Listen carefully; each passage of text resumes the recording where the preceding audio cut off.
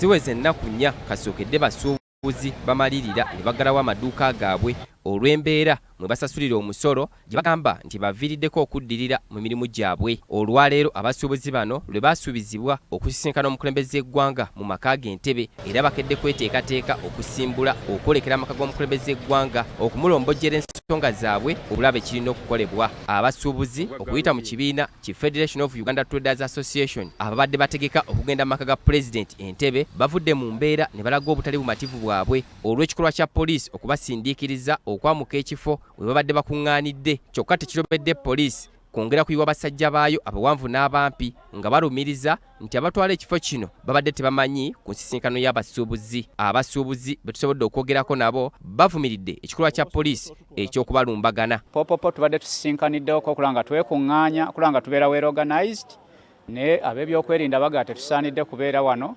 ne tuli bakaka mu nda yaffe ng'abakulembeze okukakasa eggwanga. Tulaga twafuuse threat eri poliisi mu mbeera efaanana bweti tukyayina ekizibu kati nti buli we batulaba ng'abamenyi b'amateeka.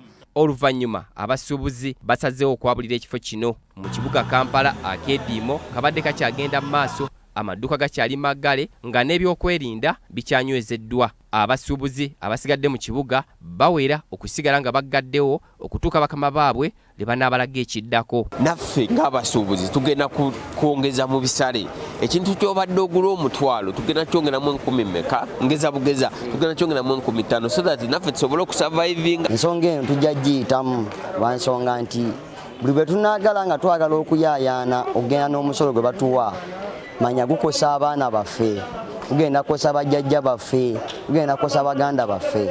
Konteyina eve China newo omusolo nakawa agireese bw'ajingiza mu dduuka ate ne bamusaba license eya KCC ne bamusaba ne UR nejja nesaba income tax kati ate baleese guno omusolo simanyi freeze tetukutegeera na gutegeera okugenda okunyiga n'abantu b'omu kyalo bagana okuddamu okujja mu kibuga.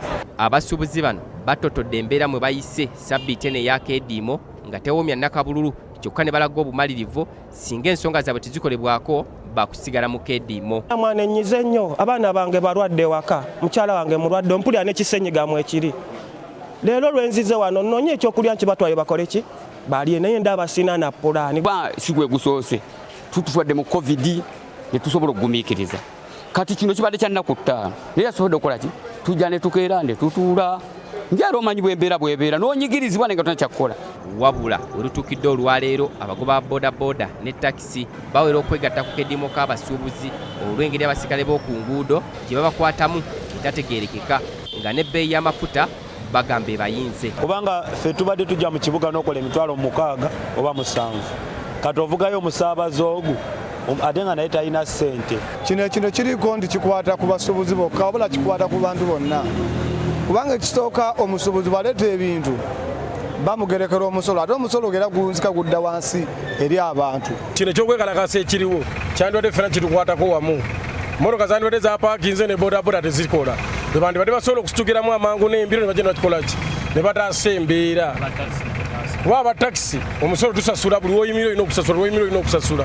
Era tusobola okubeegattako naffe ne tubeera nga tuli mu kimu struggle kubanga kati embeera eriwo buli kintu kyonna kiri down. Ng'abasuubuzi bayingidde olunaku olwokuna nga bagaddewo amaduuka gaabwe bangi tubalabyeko ng'embeera ebayinze era abamu tubalabyeko nga bagezaako okugulawo amaduuka gaabwe mu bwebba ne bajjayo ebintu olwo nabo ne babizza ku nguudo ne bafuuka abatembeeyi. Nze Titus Jemba, BBS Telefina wano mu kibuga Kampala. Tweyanziza nnyo Titus Jemba.